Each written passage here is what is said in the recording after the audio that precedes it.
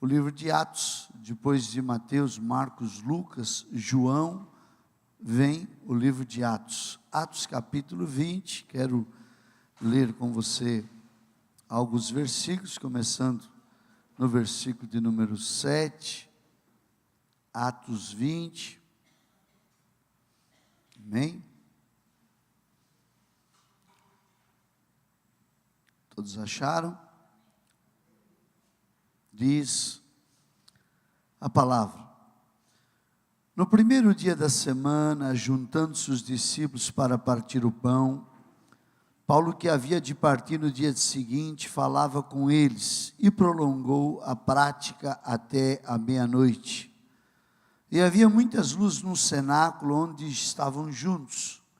E estando um certo jovem, por nome Eutico, assentado numa janela, caiu do terceiro andar, tomado de um sono profundo, que lhe sobreveio durante o extenso discurso de Paulo, e foi levantado morto.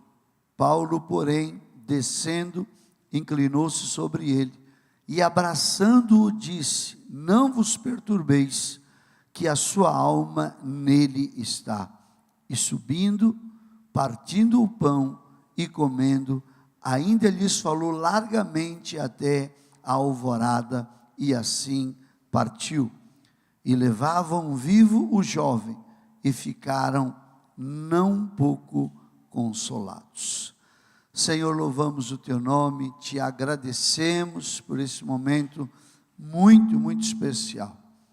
Momento que o Senhor nos dá o privilégio de ouvir a tua palavra, que ela seja viva e poderosa, que ela venha como água fresca, Pai, descedentando a nossa sede, e que nos dê ensinamento para a nossa caminhada durante esses dias. Oramos, te agradecemos todos em nome de Jesus, e o teu povo que te ama diz amém e amém, em nome de Jesus.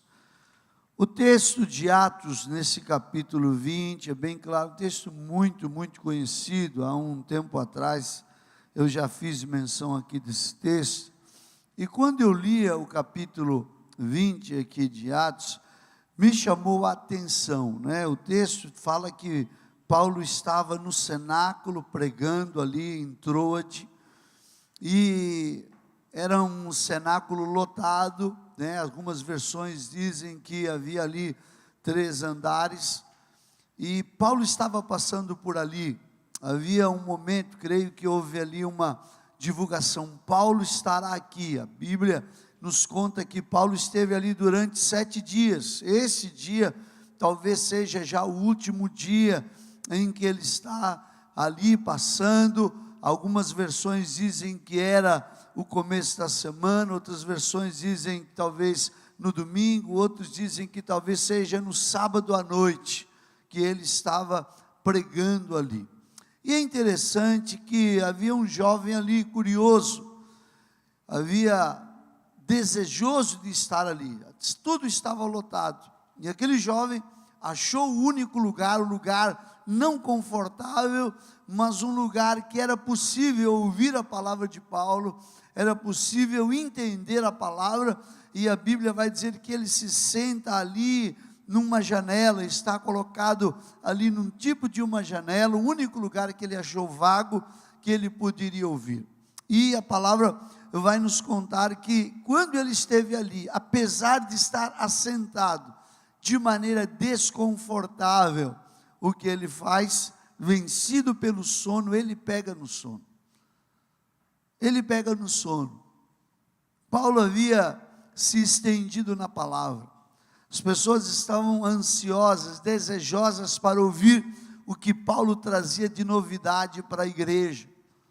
Paulo vinha ali falar daquilo que Deus havia falado com ele, e as pessoas se debruçam sobre isso. E Paulo está pregando, mas no projeto de Paulo, na agenda de Paulo, era que depois daquele culto, no dia imediato, logo no dia seguinte, Paulo sairia bem cedo para uma viagem missionária. Paulo iria à Grécia, Paulo iria à Macedônia. Estava tudo preparado, durante 7 dias ele ali esteve, e agora ele está com aquele objetivo: vou pregar e bem cedo vou sair.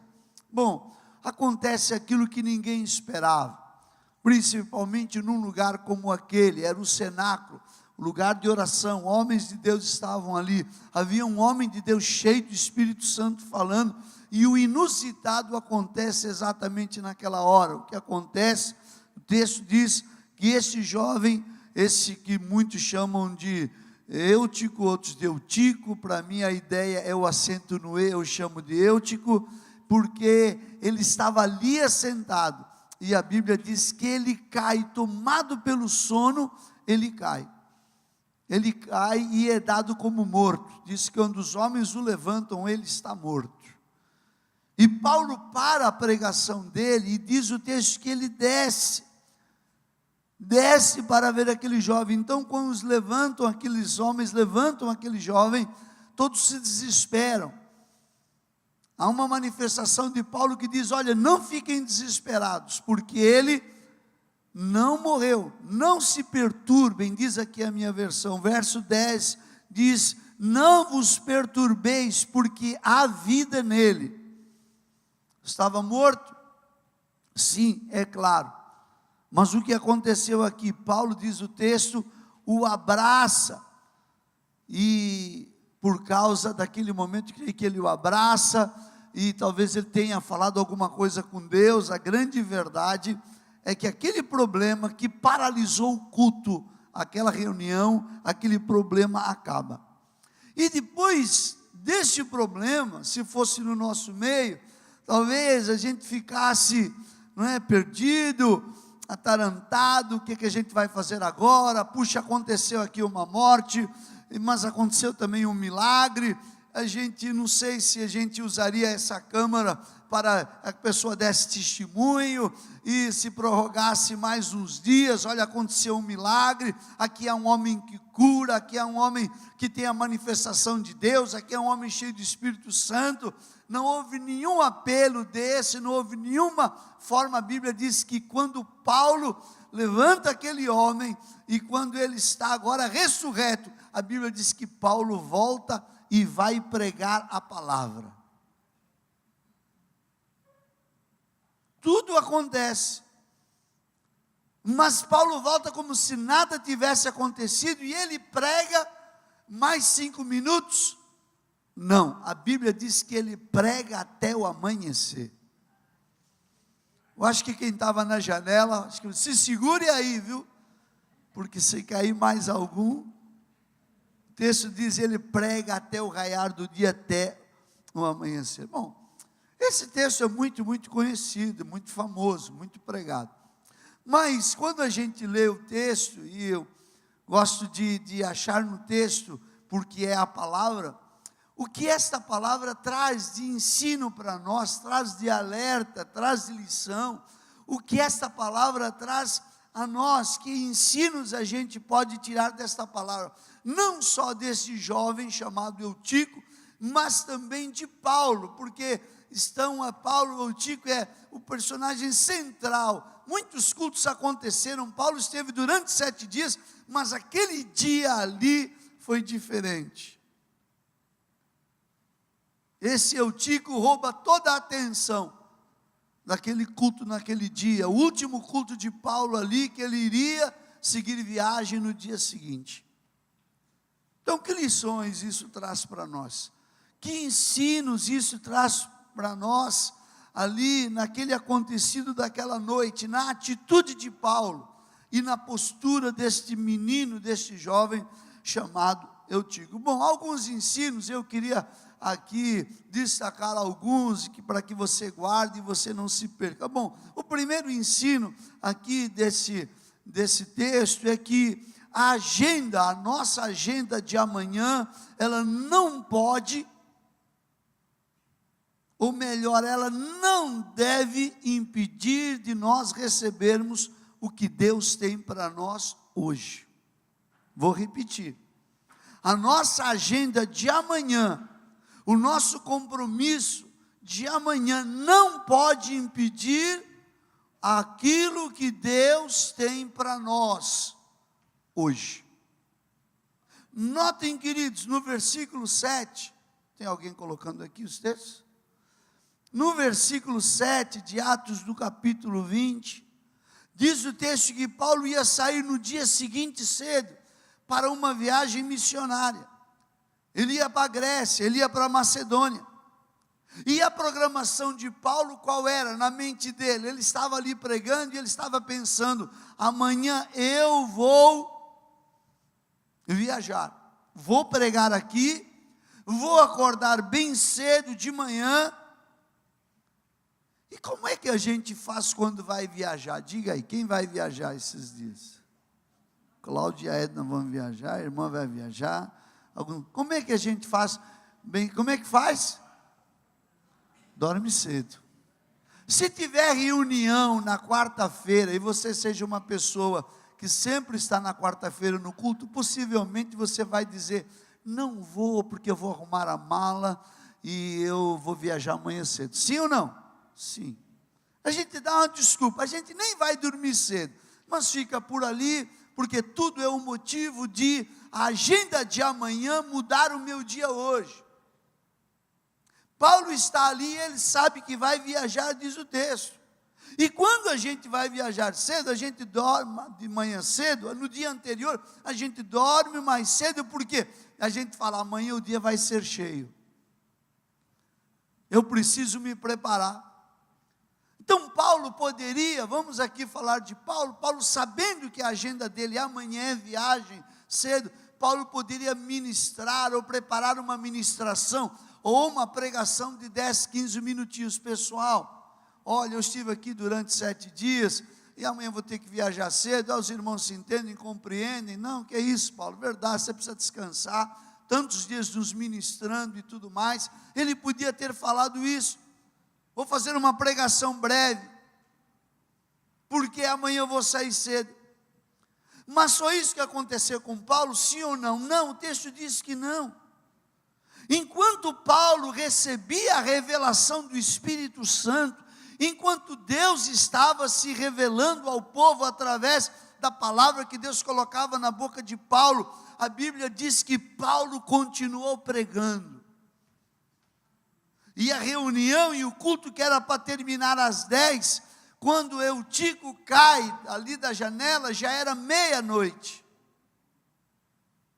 Era para terminar às 10. Então talvez Paulo pudesse dizer: ó Deus, Tu sabes que o meu coração está lá no amanhã. Ó Deus, Tu sabes que as minhas preocupações estão lá no amanhã. Amanhã eu vou viajar. O meu planejamento, a minha agenda, o meu pensamento, estou aqui pregando, mas está tudo lá. A gente não fala isso verbalmente para Deus, mas a gente, queridos, se comporta de forma exatamente assim. Preocupados com o dia de amanhã, a gente faz o quê? Sem que a gente perceba, mostra o texto, a gente vai abrindo mão daquilo que Deus tem hoje, daquilo que Deus podia nos trazer hoje, daquilo que Deus pode fazer hoje na nossa vida, porque a nossa agenda de amanhã está lotada, está programada. Paulo poderia parar ali. Aquela noite não seria uma noite destacável, aquela noite não haveria um milagre de ressurreição, pessoas que estavam por ouvir a palavra não ouviriam, coisas que estavam para acontecer no meio do povo não aconteceriam, o poder de Deus não se manifestaria. Por quê? Porque terminaria Paulo mais cedo, o povo iria embora e nada aconteceria. E o que nós entendemos aqui, queridos, é que quando isso acontece, e quando a nossa agenda de amanhã interfere no dia de hoje, o que acontece? Nós estamos limitando o poder de Deus na nossa vida. E isso pode ser uma grande cilada na nossa caminhada com Deus. Porque limitamos. Porque preocupados e ansiosos com o horário, porque preocupados com 5 minutinhos, 10 minutinhos, meia hora, quando Deus está se revelando, quando a palavra está se manifestando, quando o agir de Deus está se manifestando no meio do povo e está no nosso meio. Então, por causa disso, o que a gente faz?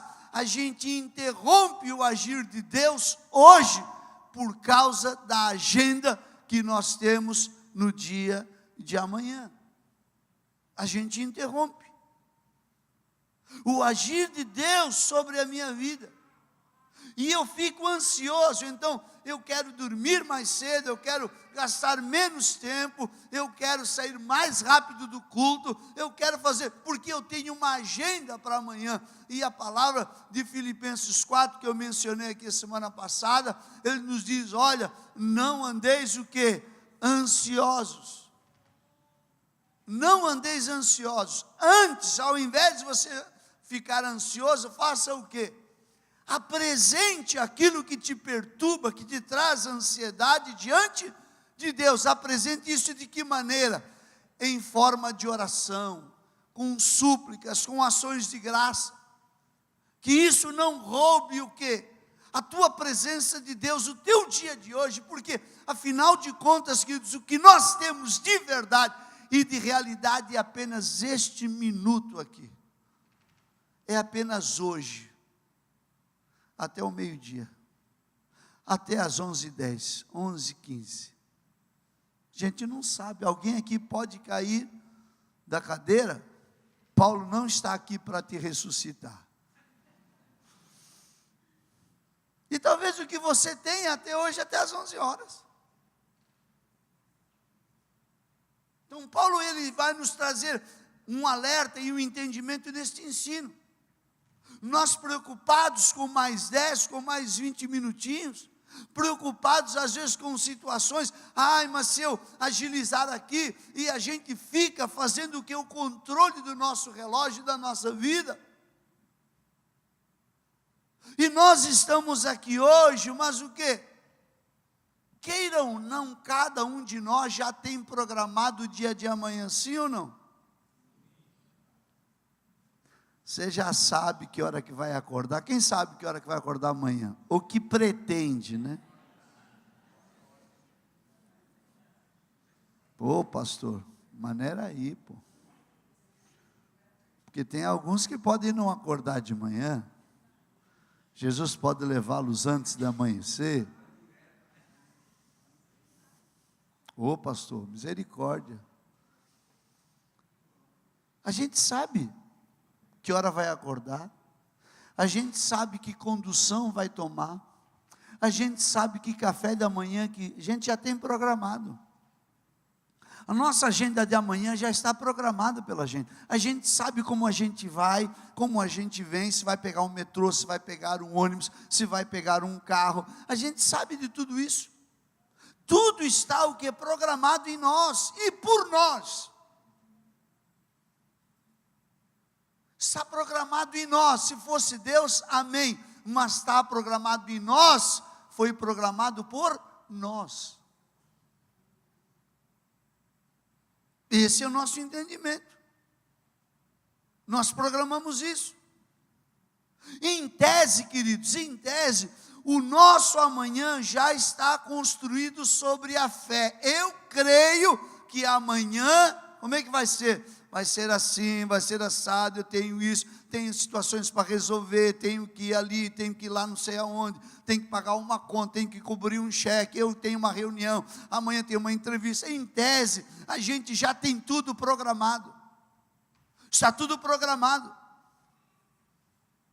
Sobre a nossa fé e sobre a nossa esperança, tudo já está programado. Amanhã vai acontecer assim. Então, queridos, um amanhã que não existe ainda, existe apenas na esperança e na minha fé, não pode, ou melhor, não pode me atrapalhar de receber o que Deus tem para mim hoje. É isso que Paulo está tentando nos dizer aqui nessa passagem. Porque se o meu hoje não for bem administrado, o amanhã pode atrapalhar tempo de Deus hoje na minha vida. E a porção que às vezes Deus tem de maneira plena e completa na minha vida fica pela metade. Fica pela metade. Por quê? Porque eu vivo com a agenda, com a fé, com o planejamento que eu fiz. O planejamento do meu dia de amanhã foi feito por mim. Porque o que Deus tem para mim hoje, se não chegar hoje na minha vida de maneira completa, o meu amanhã será um amanhã completamente vazio. Agindo Deus na minha vida, glória a Deus, mas agindo a minha carne, agindo as circunstâncias, um grande problema para nós. Jesus falou: sem mim, amanhã nada podeis fazer. E a grande bênção de nós entendermos desse texto, é que, porque o que Deus tem para nós, queridos, está reservado por Ele, mas precisa ter o quê? A minha disposição e o meu aval para poder viver. Então, eu saí antes, porque eu acho que eu preciso ganhar tempo. Eu saio correndo, porque o pastor demorou mais 10 minutos, aí eu preciso, tenho meu horário marcado. Eu me lembro que, uns anos atrás, numa determinada igreja que eu fazia, que eu era membro, eu me lembro que tinha a igreja que tem duas famílias que são donas da igreja, uma deu terreno, outra construiu, e é uma briga, irmãos, porque aí a igreja, o pessoal que deu o terreno, a igreja cresceu, precisa mudar daqui, não, aqui, Deus deu aqui, temos que ficar aqui, e aquelas coisas, né? E eu me lembro que as reuniões eram assim: olha, precisa terminar o culto mais cedo, porque meu papai precisa tomar o remédio. Lembra umas reuniões assim? Eu fiquei pensando, eu era membro, ficava sentado na igreja, irmãos, eu falei: meu Deus do céu, é um disparate. Não, porque tem que tomar o remédio.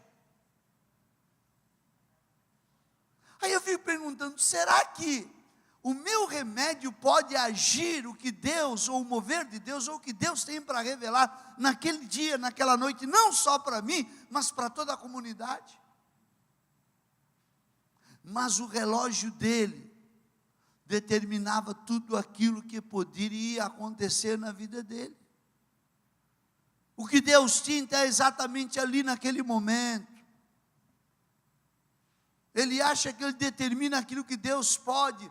Já chegou a minha vez, já chegou a minha bênção. E é interessante isso, por quê? Porque nós às vezes ficamos determinando o tempo de Deus na nossa vida, e da maneira como Deus vai agir, mas a grande verdade, Deus não trabalha, Deus não age pela minha agenda, do jeito que eu acho, do jeito que eu creio, mas Deus age pela vontade dEle, e a Bíblia diz que quando a vontade dEle se manifesta, ela faz isso de maneira que boa, perfeita e agradável. E por isso, queridos, muita gente perde o quê? A vontade de Deus de maneira boa, perfeita e agradável. Passa o tempo, aí o tempo passou, tipo assim. Eu falei um dia aqui, você vai por um jantar, sexta-feira, hein? O jantar aqui dos namorados. Você vai para o jantar, e a porção do jantar maravilhosa, mas amanhã você tem que acordar cedo, e você fala: eu vou comer e rapidinho, mas depois de jantar tem o quê? Sobremesa. Aliás, lá tem 2 sobremesas. E depois da sobremesa, normalmente tem o que para quem gosta? Um cafezinho. Então, às vezes, Deus está querendo te visitar. A que momento? Na hora do cafezinho. Mas você jantou, já estou cheio. Mas aquele que está ali, está dizendo assim: eu quero a sobremesa, se tiver 2, se tiver pudim de leite, se tiver aquele doce, aquele queijo com aquela goiabada, se tiver, e as pessoas vão comendo, e aquele que não tem problema como eu de engordar, vai fundo, e tem um cafezinho também vai, significa o quê? Deus vai te dar segundo o apetite que você tem naquele jantar. Mas muitos saem de que maneira? Antes, eu fiquei imaginando que estava tarde, alguns irmãos, às vezes a gente vê, né, lá Paulo ministrando, eu creio que alguns foram embora antes. No outro dia ficaram sabendo, você não sabe o que aconteceu. Aconteceu um milagre de ressurreição aqui. Foi mesmo, foi. Eutico caiu e Paulo foi lá, abraçou ele, e ele ressuscitou, e Paulo continuou a pregar. Foi uma noite, foi algo muito doido. Durante 7 dias, a gente não viu nada extraordinário. Pô, rapaz, fui embora antes. Olha, pensou, devia ter ficado. Pois é, Paulo não vai voltar mais por esses dias. Ele foi embora, não ia voltar mais. O que eu estou tentando dizer, queridos, é que às vezes, você come até a sobremesa, mas você perde o cafezinho. E era exatamente no café que Deus quis trazer alguma coisa, uma palavra de revelação e uma direção que poderia mudar amanhã, mas acontece que aconteceu hoje. E por causa do teu impedimento de amanhã, o teu dia de amanhã, porque você está preocupado com a agenda de amanhã, hoje você foi embora antes do café e Deus não trouxe de maneira plena aquilo que Deus tinha para realizar na tua vida. Aí o tempo passou, a oportunidade passou. Por quê? Porque a gente não discerniu espiritualmente qual é o momento. E a Bíblia diz que Paulo diz aos Coríntios que o homem espiritual, 2 Coríntios 2,14, o homem espiritual faz o quê? Discerne todas as coisas espiritualmente. E ele diz, olha, o versículo 14, ele é interessante porque ele diz, porque quem não tem o Espírito de Deus não pode receber os dons que vêm do Espírito.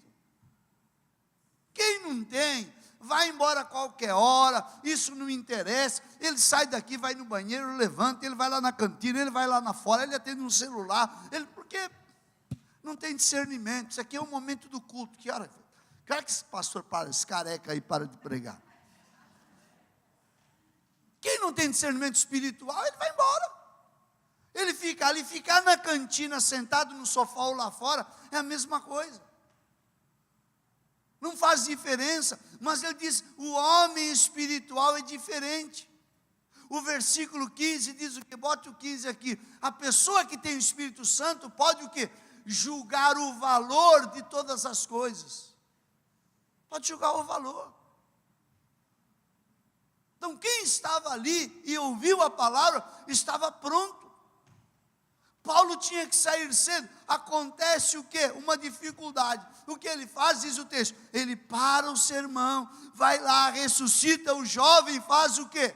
Ó, pessoal, vou embora agora, já aproveitei que já ressuscitei, agora estou um pouco cansado. Não, a Bíblia diz que ele vai e volta a pregar. Ele não abriu mão de comunicar ao povo que estava no cenáculo, não abriu mão de comunicar ao povo o que Deus tinha naquele momento para a igreja. Deixa eu te falar uma coisa para você, meu irmão. Tem coisas que Deus vai comunicar a você aqui, tem coisas que Deus vai comunicar a você lá no teu quarto secreto, mas as duas coisas precisam estar acontecendo na tua vida.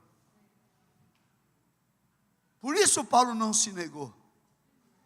Paulo, inclusive, ele luta contra ele e diz, ai de mim, se eu não pregar o Evangelho de Cristo. Ele fala isso lá na frente, ai de mim, se eu não pregar o Evangelho. Por quê? Ele sabia, porque ele vai dizer, o Evangelho é o poder de Deus, para todo aquele que crê. Então quando eu tenho esse discernimento, querido, eu fico até o fim. Vim para um encontro com Deus, vim para ouvir a palavra de Deus. O que vai ter? Vai ter mais isso, mas eu vou ficar até o fim, porque eu não vou impedir, porque a única coisa que eu tenho é o hoje, é o agora. Amanhã eu nem sei se haverá amanhã, mas o hoje eu sei. Então hoje não vou abrir mão, eu vou permanecer, porque esse é o Senhor, e eu sei, Ele vai dirigir todos os passos da minha vida. O que nós queremos? Nós precisamos mostrar para Deus quais são as nossas prioridades. O que Deus espera de nós? E você estabeleça prioridades na tua vida. E eu já ensinei para vocês aqui, aprendi com o meu amigo pastor Neil, o quê? Que Deus não aceita nada menos do que o primeiro lugar. Se Cristo estiver no segundo lugar, no terceiro, não importa, Deus não aceita menos do que primeiro. Por isso que Jesus vai nos ensinar a buscar em primeiro o reino de Deus e a sua justiça, e as demais coisas serão acrescentadas. Então o que nós temos que mostrar quais são as nossas prioridades. E a nossa prioridade, pastor, qual deve ser? A nossa prioridade, guarde isso, deve ser sempre o que Deus tem para nós hoje. Amanhã vai ter um negócio lá, vai ter... É hoje, porque amanhã você não sabe se chega. Amanhã você não sabe se vai acontecer. É hoje. A prioridade deve ser sempre o que Deus tem para nós hoje. Hoje. Gaste tempo hoje. Se derrame hoje. Vá na revelação hoje, busque a palavra hoje, entre no teu quarto hoje, participe hoje, receba a porção hoje. A tua prioridade deve ser o que Deus tem hoje. Mas daqui um mês, daqui um ano, pode ser que venha, pode ser que não venha. Hoje Deus está te dando a oportunidade de resolver os teus dias que virão. Aquilo que você fizer hoje, a plenitude de Deus na tua vida hoje, determina o que você vai viver nos próximos dias, meses ou anos que virão. Então a prioridade de Deus é sempre hoje. Segundo o ensino, queridos, é que ouvir a palavra, e ali havia muitos ouvintes, ouvir a palavra sempre encontra uma resistência da nossa carne e do diabo. Ouvir a palavra é uma ação passiva, você senta e ouve. Mas sabe o que acontece, queridos? Nessa ação passiva, enquanto você está aqui, ouvindo a palavra, há muitos ruídos. Que há resistência o quê? Da carne. E há resistência de quem? Do diabo também. A gente tem que entender isso. Imagine quem estava pregando ali no cenáculo. Quem era? Diga para mim. Apóstolo Paulo. Não é esses apóstolos que tem por aí, não. É apóstolo Paulo. Não era apóstolo auto-intitulado. Eu sou apóstolo. Foi chamado no caminho de Damasco. O Cristo o chamou. E ele ficou separado durante esse tempo, aprendendo do Cristo. Chega um homem ali cheio da revelação. Quem está ali naquela reunião? Um homem entusiasmado chamado Eutico, um jovem. Estava ali para quê? Para ouvir a palavra. Alguém querendo ouvir a palavra e a revelação que um apóstolo ia trazer. Todos iam ouvir Paulo. E Eutico estava lá pendurado, diz aqui o texto, numa janela. Fazendo o quê? Por que ele estava pendurado numa janela? Demonstrando exatamente a importância da palavra na vida dele.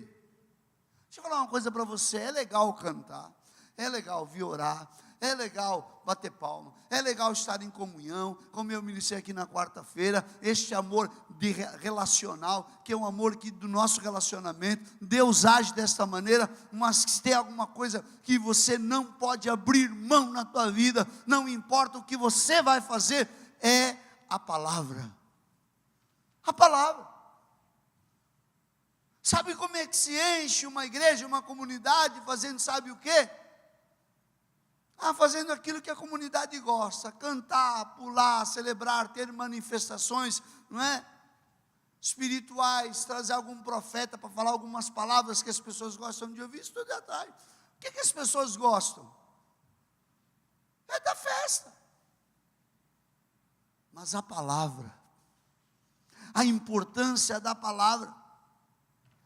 Agora, mesmo sendo Paulo pregando, está um jovem ali desejoso de ouvir a palavra, mas a Bíblia diz que mesmo assim, diz versículo 9, ele dorme no meio do sermão. Totalmente dominado pelo sono. Alguns de vocês dormem aqui, que eu vejo.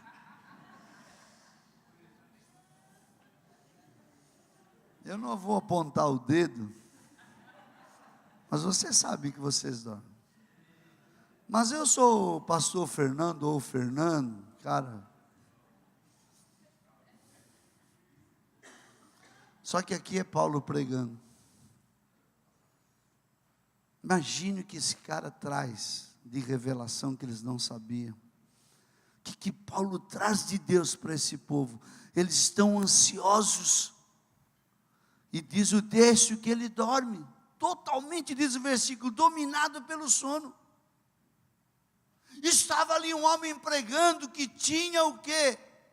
Com ele a proporção do Espírito Santo estava de tal maneira, uma unção do Espírito Santo capaz de ressuscitar. Estava ali pregando, diz o texto. Estava ali um homem cheio do poder, que naquele momento tinha um poder para ressuscitar. Me lembro da palavra que eu ministrei aqui há um tempo atrás, sobre Trófimo. Quando Paulo escreve a Timóteo, lá no capítulo 4, 2 Timóteo 4, 20, que ele fala, olha, Trófimo deixei doente. Eu fiquei pensando em Mileto, porque ele estava doente. Eu fiquei pensando, como é que alguém com poder de ressurreição, aqui estava doente, não estava morto. Ele falou, deixei doente, sabe por quê? Porque Deus cura quem Ele quer curar, ressuscita quem Ele quer ressuscitar. Nem Paulo, naqueles dias, pôde curar o quê? Não pôde curar a Trófimo. Ele falou, deixei doente, lá em Mileto. Mas naquele dia, naquela hora, no último dia da conferência dele, ali entrou o que está acontecendo. Aquele homem cai da janela e ali está um homem cheio do poder para ressuscitar. Naquele dia, quem caísse morto ressuscitaria. Agora, sabe o que eu entendo? Muitas vezes, quando nós estamos aqui ouvindo a palavra, estamos sendo bombardeados para que não, nos nossos ouvidos e na nossa mente, para que nós não ouçamos aquilo que Deus tem para nós. Bombardeados. Há sempre um ruído nas comunicações. Há sempre, tudo acontece para criar resistência na carne. Há uma intenção natural da nossa carne, para não se submeter ao Espírito. Aliás, Paulo vai nos alertar disso, lá em Gálatas 5,17. Quando ele diz que a carne milita contra o Espírito, e nem a carne submete o Espírito, nem o Espírito submete a carne. Há uma guerra. E é isso que acontece muitas vezes. E nós temos que ter consciência de que, porque somos roubados, e quando te dá um faniquito assim, ai, quero ir no banheiro, aí vai no banheiro, aí toma uma água, aí vai ali, aí toma um cafezinho lá, aí você está atrapalhando a palavra de Deus na tua vida e atrapalhando outros. Aí, atrapalhando os outros, você já está sendo usado pelo diabo para roubar a palavra daquele que precisa ouvir a palavra. Então a gente precisa entender que há uma resistência da nossa carne e há uma ação do diabo produzindo o quê? O impedimento da palavra. E a gente tem que estar atento, sabe por quê, queridos?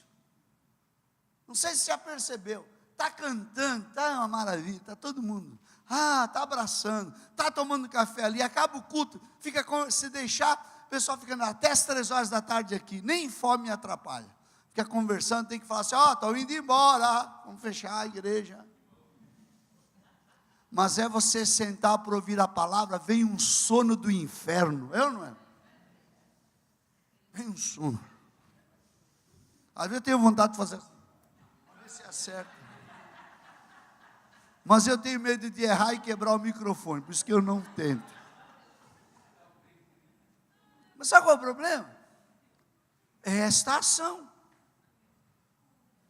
Essa ação do diabo. E a gente tem que entender, queridos.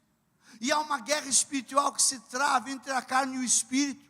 Deus está falando, Deus está revelando. Então, você não pode se distrair, não pode entrar em comentário, não pode levantar para ir no banheiro. Segure aí, meu irmão, segure aí, minha irmã, sua bexiguinha. Não arraste a cadeira, não perturbe, não saia antes, não passe pela frente, não faça nada que impeça Deus a agir e não seja usado pelo diabo para impedir a palavra na vida de alguns irmãos que vieram aqui e precisam dessa palavra hoje para viver amanhã. Então a gente tem que ter um entendimento. Por que, irmãos? E aí vem a pergunta. Por que o diabo não quer que você ouça a palavra? Por quê? Porque há coisas que você está pedindo e só vem à existência através do operar de Deus. Coisas que não existem. Deus traz à existência, complete comigo, as coisas que não existem. Com exceção de nós, tudo na terra foi criado pela palavra. Haja luz, houve luz. Haja isso, houve. Haja aquilo, a palavra sendo anunciada e a palavra trazendo a existência através da boca de Deus. Quem traz à existência as coisas que não existem? Deus. Como? Como pastor? De que maneira? Pela palavra. Por isso, irmão, preste atenção que o diabo não quer que você ouça a palavra. Não é o calor, não é o diabo que não quer que você ouça a palavra. Por quê? Exatamente por isso. Porque ele sabe que a palavra traz à existência aquilo que não é, aquilo que não existe. Aquilo que você buscou e você orou, e é a palavra que vai produzir isso. Por isso que a palavra vai nos dizer que nós, os justos, vivemos de que maneira? Pela fé. E a fé vem de que maneira? E ouvir o quê? A palavra. Entendeu como está interligado isso? Vivemos pela fé, e a fé só vem pelo ouvir. Se eu não ouço a palavra, não crio fé, e se eu não crio fé, não posso caminhar. E vamos mais longe ainda, queridos. Vamos mais longe. A Bíblia diz que sem fé, ele diz aos hebreus, é impossível agradar a Deus. E a Bíblia diz que a gente agradando a Deus, agrada-te do Senhor, porque Ele é capaz de suprir, é capaz de realizar os sonhos e os desejos que estão no teu coração. Agrada do Senhor. É necessário que aquele que crê, aquele que tem fé, primeiro creia que Deus o que? Existe. E Ele se torna o que? Galardoador daqueles que o buscam. Você o busca, Ele é aquele que vai te produzir o galardão. Então, quando a palavra, queridos, nos é roubada, quando a palavra nos é tirada por qualquer circunstância, nós estamos anulando o quê? Aquilo que poderia vir à existência. Não existe, mas poderia vir. Ou seja, nós estamos anulando o nosso futuro. A palavra nos é roubada. Andamos pela fé. A palavra traz à existência as coisas que não existem. Roubada a palavra, as coisas que não existem não vão existir. Consequência disso, o nosso futuro é roubado. Por isso que a palavra de 1 João 5,4 diz, porque nós vencemos o quê? O mundo. Como é que nós vencemos o mundo? 1 João 5,4, através a nossa fé vence o mundo. Olha aqui, porque todo filho de Deus pode vencer o mundo, assim como a nossa fé, conseguimos a vitória sobre o mundo. E a fé vem de que maneira? A palavra. Por que você não vence o mundo? Porque não tem essa fé gerada na palavra. Você tem às vezes pensamento positivo, você tem às vezes simpatias, madeira para isolar, mas não vive pela fé. Por quê? Tem quantidade de fé para vencer o mundo. Nós ouvimos a palavra para ter o quê? A nossa fé aumentada. Como é que eu aumento a minha fé? Ouvindo a palavra. É isso. Porque é a fé que vence o mundo. Então, quando eu entendo isso e quando eu vivo isso, nada rouba a palavra da minha vida. Eu vou fazer aqui uma pergunta e ninguém levante a mão, fale para você. Quantas vezes por semana, com exceção de você vir um dia na semana na igreja, ou no domingo, quantas vezes por semana você tem contato com a palavra? Não é para responder não, é para você. É uma disciplina, meu irmão. Sinceramente falando, às vezes eu fico agoniado, porque eu tenho um dia cheio também, às vezes a minha resistência é, hoje depois, quando eu voltar, eu leio a palavra e eu vou orar. Mas independente do meu horário que eu tenho que sair, eu levanto mais cedo. Para quê? Para ler a palavra e para orar. Por quê? Essa é uma disciplina que eu tenho que ter, porque eu sei que é através da palavra. O diabo quer roubar a palavra do meu dia. O diabo quer roubar o quê? De você essa capacidade de multiplicar a tua fé. O diabo quer roubar de você essa capacidade de transitar no meio deste mundo terrível que está aí, andando pela fé. O justo vive o quê? Pela fé. Então ele anda de maneira diferente. Qual o problema das pessoas desses dias? As pessoas estão andando pelas circunstâncias, por aquilo que elas têm, pelo poder, pela facilidade, pelo currículo, pelo sua maneira, a sua condição financeira. As pessoas estão vivendo, às vezes pelo seu temperamento, aquele que ganha no grito, vive no grito. Mas a grande bênção, a Bíblia fala, o justo não precisa destas coisas, o justo vive mesmo pela fé, e a fé que é gerada através da palavra. Então eu ouço a palavra, gasto tempo na palavra, me empenho na palavra, eu medito aonde? Na palavra. Salmo 1. E é isso que nos faz transitar. Então venha a calamidade que vier. Eu fiquei imaginando, vendo nas notícias, não é? Aquele vulcão explodindo. É aquele povo perdendo a esperança. Para onde que nós vamos? O mundo está acabando. Literalmente, eles vivem numa ilha. Explode a ilha, acabou o mundo deles. Mas quem está ali firmado na palavra e anda na palavra, sabe o que vai acontecer? Ele vai transitar de maneira diferente. Bom, esse é outro tópico que eu quero falar. Bom, então, terceiro ensino para nós, queridos. Terceiro ensino. Paulo nos ensina aqui, nesse texto, que nós devemos nos cuidar para não sermos enganados pelas lógicas humanas, que são manifestas na espiritualidade. Quem é crente aqui, irmão? Só alguns ali?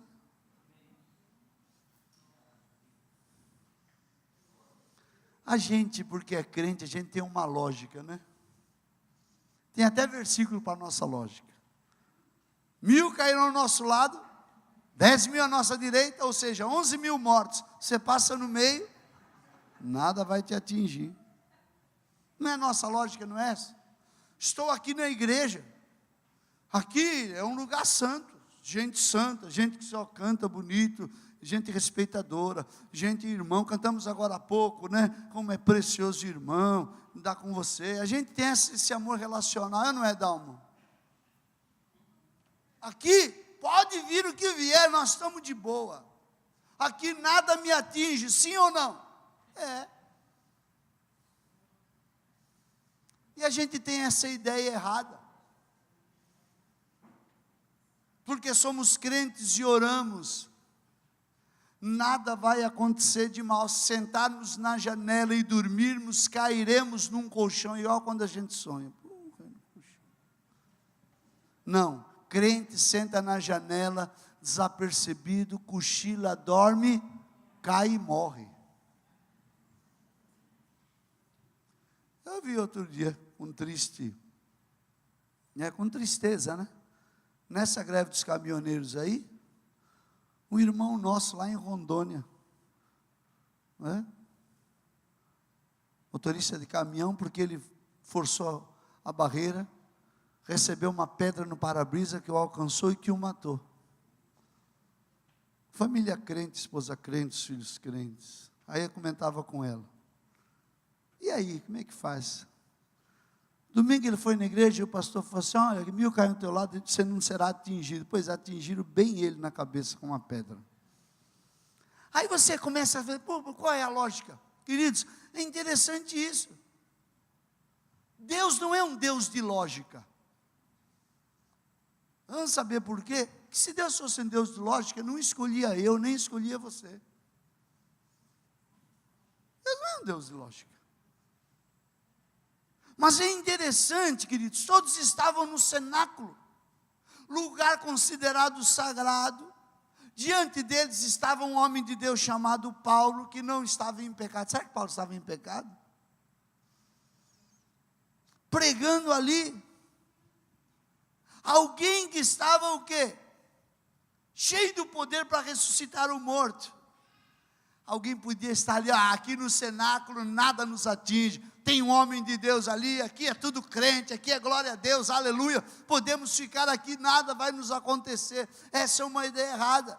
Apesar de tudo isso, aquele jovem cai da janela e morre. Imagina a notícia no Bocão amanhã. Zé Eduardo, manda lá o repórter dele. Aí o pessoal vai dizer assim, tá vendo? Essa igreja viu os negócios, o pastor lá, não sei o que, a irmã lá, acho que esse irmão estava em pecado, acho que Deus quer dar um sinal. Essa igreja, né? Aqueles, né, que falam mal dos outros aí, né, ficam arrumando desculpa. Olha, fulano de lá morreu, o pastor de lá se suicidou, alguma coisa. Deus não trabalha com isso. Mas pastor, não faz sentido isso? Este jovem estava cheio de virtude, disposto a ouvir a palavra, está ali há um tempão sentado. O que será que aconteceu na vida dele, queridos? A lógica seria, nada vai acontecer. Não existe lógica, meu irmão amado, não existe lógica no reino. O texto de Eclesiastes 9:2 que eu já ensinei para vocês, tudo sucede igualmente a todo mundo, pois a mesma coisa acontece com quem? Com os honestos e os desonestos, os bons e os maus, os religiosos e os não religiosos, os que adoram a Deus e os que não adoram. A mesma coisa acontece com quem é bom e com quem é pecador, com a pessoa que faz juramentos e com a pessoa que não faz. Tudo acontece com todo mundo. E aí, meu irmão, o que adianta então? A gente precisa tomar cuidado, queridos. A gente deve cuidar para não sermos enganados pelas lógicas humanas. Aí eu sou crente, então. Não, meu irmão. Se tiver que vir um câncer, vai vir. Se tiver que tropeçar e cair, vai vir. Se tiver que ficar desempregado, vai ficar. Se tiver que acontecer uma situação de tragédia, vai. Tem crente também, morre da mesma maneira, da mesma forma. Então, o que a gente aprende com isso, queridos? O que a gente aprende com isso? Segundo esse versículo que nós lemos. O Porque a gente aprende, queridos, que não é o que acontece conosco que determina a bênção de Deus sobre nós, mas sim como nós reagimos àquilo que acontece com a gente. O que acontecer vai acontecer para todo mundo. Vem um diagnóstico do câncer para todo mundo. Acontece para um, acontece para o outro. Qual é a diferença? Como nós reagimos diante disso. Fiquei desempregado. Problema, você vai ficar desempregado. O outro espírita, o candomblezeiro vai ficar... Qual é a diferença? Deus está... mas a Bíblia diz que Ele vai mostrar quem serve e quem não serve. Exatamente, Ele está dizendo... Eu vou mostrar aquele que serve. Aquele que serve tem uma reação completamente diferente daquele que não serve. Porque a esperança dele não está no patrão, não está na empresa, não está no diagnóstico do médico. A esperança dele está no Senhor. E ele ora e diz: Senhor, eu queria ser curado, mas se eu não for curado, Senhor, faça a tua vontade na minha vida. Eu creio no teu poder, mas eu quero sim andar com a tua palavra viva dentro de mim. Eu creio que tudo podes, mas se o Senhor não fizer, como é que é a música? Deus continua sendo Deus. Que bonito de cantar, que bonito de reagir a isso. Então a diferença se Deus está agindo ou não é porque você está em... Eu acho uma estupidez gente que vem na televisão gastar milhões na televisão para dizer que Deus está na vida dele. Porque ele tem agora uma BMW, porque ele tem uma casa na praia, porque ele tem não sei, qualquer ímpio tem isso, meu irmão. Porque agora eu tenho não sei quantas casas. Qualquer endemoniado aí, se quiser usar o nome, qualquer ímpio, qualquer incrédulo, qualquer um. Fulano é endemoniado. Pois é, ele tem um bocado de carro. Qual a diferença? A diferença está naquilo que nós somos diante de Deus. A diferença é como a gente reage a isso. A vida para nós não são essas coisas. A vida para nós é a relação que nós temos com Deus. E nós sabemos e temos crido, estamos certos que é poderoso. E Ele está guardando aquilo que é nosso aqui e lá na eternidade. Então eu ando descansado no poder e na manifestação de Deus. Aconteceu com o incrédulo, aconteceu com o crente. Qual a diferença? A diferença é a forma como nós vamos reagir a isso. Uma forma de reagir. Não existe lógica. Não existe lógica. Por isso que muita gente nunca cresce. Porque a gente quer andar na lógica da espiritualidade. Sabe como é, né? Eu fiz tudo, fiz um voto, fiz um sacrifício, estou esperando, não aconteceu. Sabe o que acontece? A pessoa se desilude e sai da igreja, vai para outra. E lá na outra ele sacrifica. Agora onde é sacrificar? Mas o sacrifício é sempre em direção ao gasofilácio, levar dinheiro ao gasofilácio. Não é o sacrifício da renúncia do eu. Aí, vai para lá fica desapontado. Porque a lógica é Deus me abençoar. Eu faço para Deus me abençoar. E não é. Deus te abençoa pela graça e pela misericórdia dEle. Deus cura do câncer pela misericórdia dEle. Deus leva outros para a glória pela misericórdia dEle, pelo amor dEle. Eu ando no caminho que agrada a Deus, mas eu dependo da boa vontade e da misericórdia de Deus na minha vida, e Ele vai fazer do jeito que Ele quiser. Entendeu isso? Então não tem lógica. Gente que vive com crédito e débito com Deus. Faço isso porque eu vou ter crédito com Deus. Não tem crédito nem débito, meu irmão. Isso é evangelho, não é religião. Na religião você sobe a escadaria da penha de joelhos. Na religião você sobe um monte e fica lá no monte. Porque orando no monte, Deus vai... Meu irmão, não tem lógica. A nossa caminhada com Deus é caminhada com Deus. O que vai acontecer na nossa vida está determinado pelo Senhor. E aquilo que nós fazemos é andar agradando ao Senhor, porque o resto está no controle dEle para a nossa vida. Então, queridos, eu quero terminar, porque vocês já estão aí com sono, querendo ir embora, o almoço chamando vocês. Mas o quarto ensino é dizer para você, depois de ouvir tudo isso, não abra mão dos projetos de Deus na tua vida, em função das adversidades ou dos problemas que você vai ter no teu caminho. Vamos lembrar o que Jesus falou: no mundo tereis adversidades, aflições, no caminho tereis. Para você, não abra mão dos projetos de Deus. Embora tendo adversidades, aflições, temos ainda o quê? Projetos de Deus na nossa vida. Ele não estava dizendo, as adversidades, os problemas vão acabar com os meus projetos na vida de vocês. Ele estava dizendo o quê? Que não obstante termos aflições e problemas e dificuldades, os projetos de Deus continuam na nossa vida. Então, à luz dessa palavra de Atos capítulo 20, eu estou dizendo para você, não abra mão. O jovem, diz o texto, caiu da janela, bateu a cabeça, diz o texto, e morreu. O que Paulo faz? Ele vai até lá, diz o texto, ora, abraça, ressuscita, e o que ele faz? Diz o texto, ele volta e continua de onde parou. Talvez ele estivesse ministrando a ceia, o partir do pão.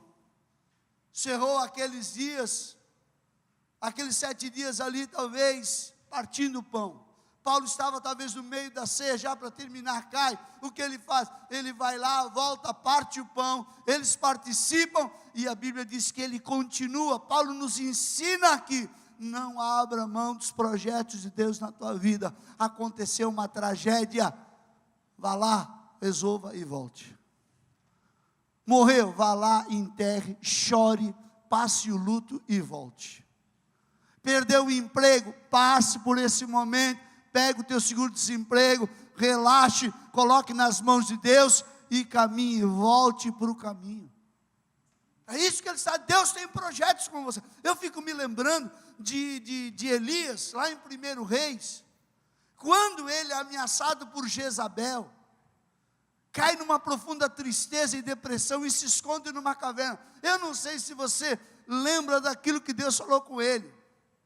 Sabe o que Deus falou com ele? Deus falou com ele, não, Elias, é o seguinte, teve um percalço, você foi ameaçado, você se deixou levar pela ameaça de Jezabel, então, muito bem, então agora, recupere, volta para o teu caminho, você tem ainda que ungir um rei sobre Israel, você tem que ungir um profeta no teu lugar, volta para o caminho. Querido, os percalços, as adversidades, os problemas, as dificuldades vão certamente acontecer, e se não aconteceram ainda, vão acontecer na tua vida, mas vá, resolva e volte para o lugar de onde você parou. A vida continua, Deus não acabou o projeto dele na tua vida.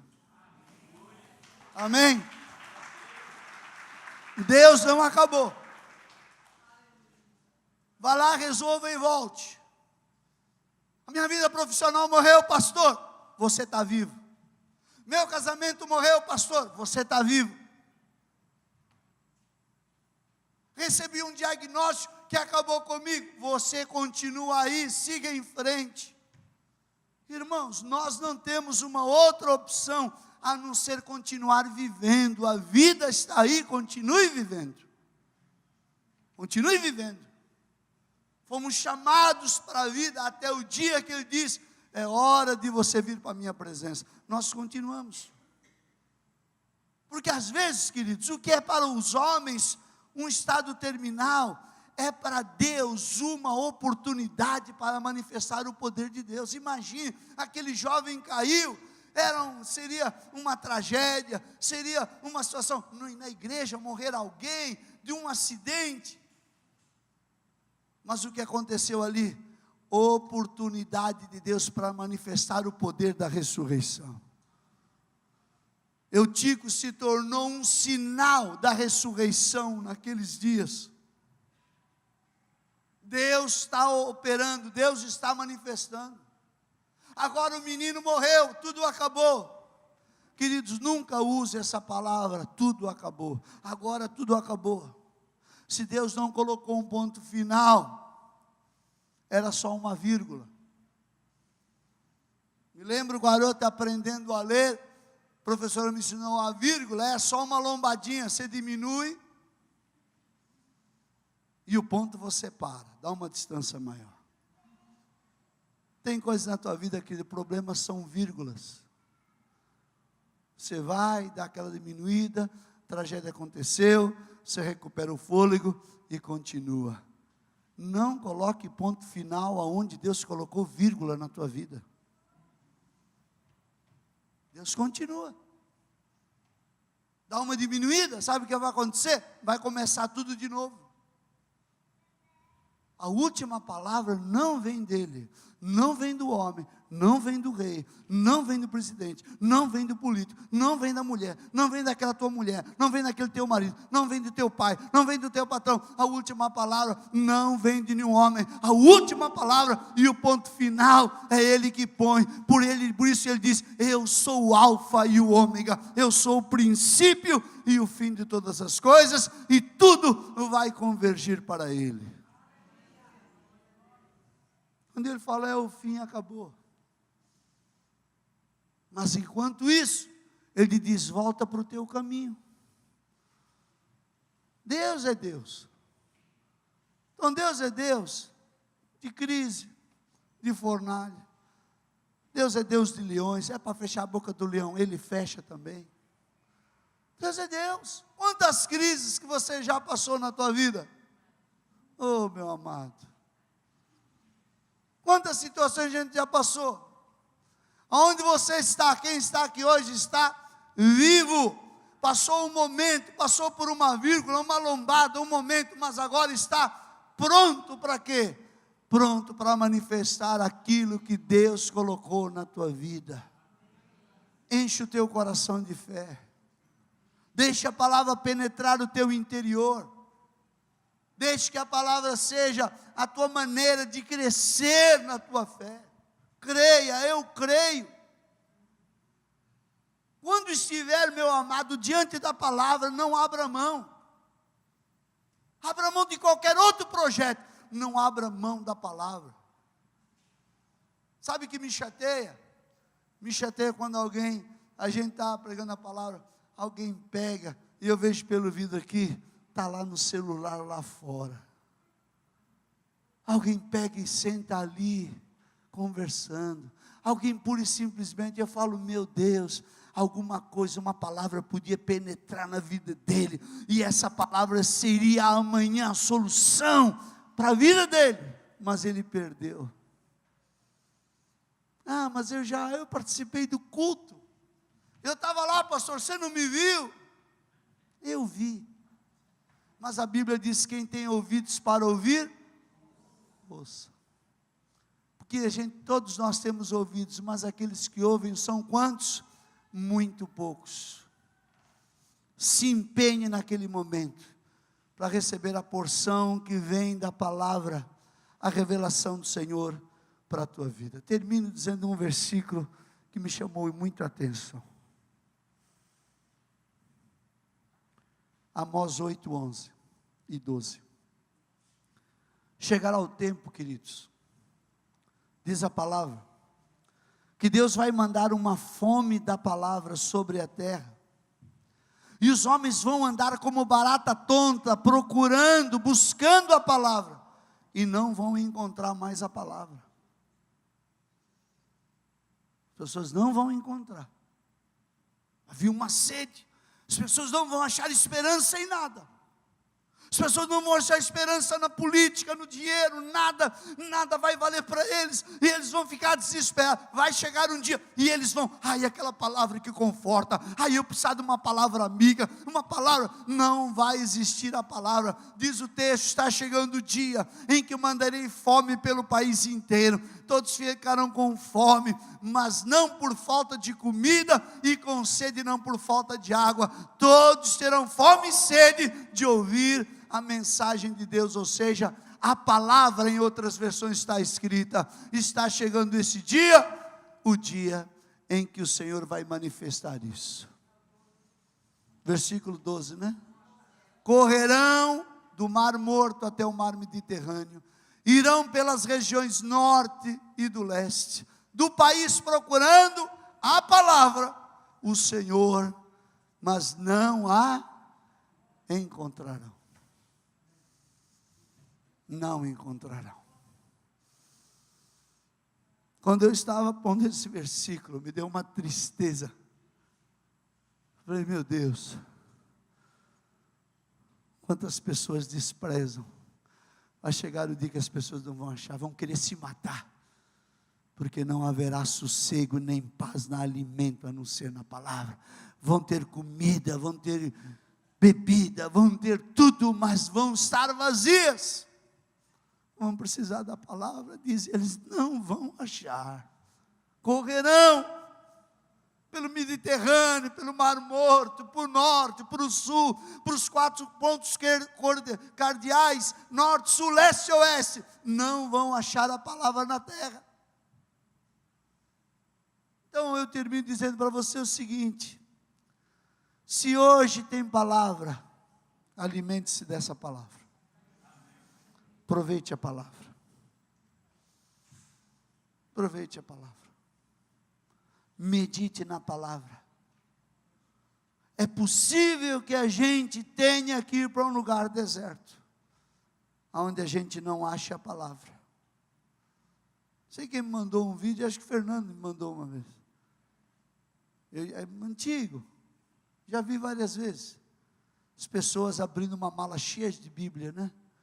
Que reação, as pessoas pegando a Bíblia, isso aqui é minha, fiquei lembrando desse texto, falei, a palavra, elas têm tudo, mas essa palavra, meu Deus, alimente-se da palavra, ouça a palavra, sabe por quê? A palavra é o pão de Deus, que sacia a nossa fome, sacia a nossa sede.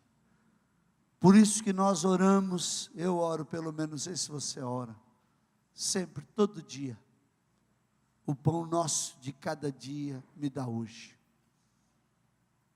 Sabe o que é o pão? Não é comida para você pôr na mesa, essa palavra, porque pão todo mundo pode comprar, mas essa palavra, Deus dá para aqueles que discernem no Espírito.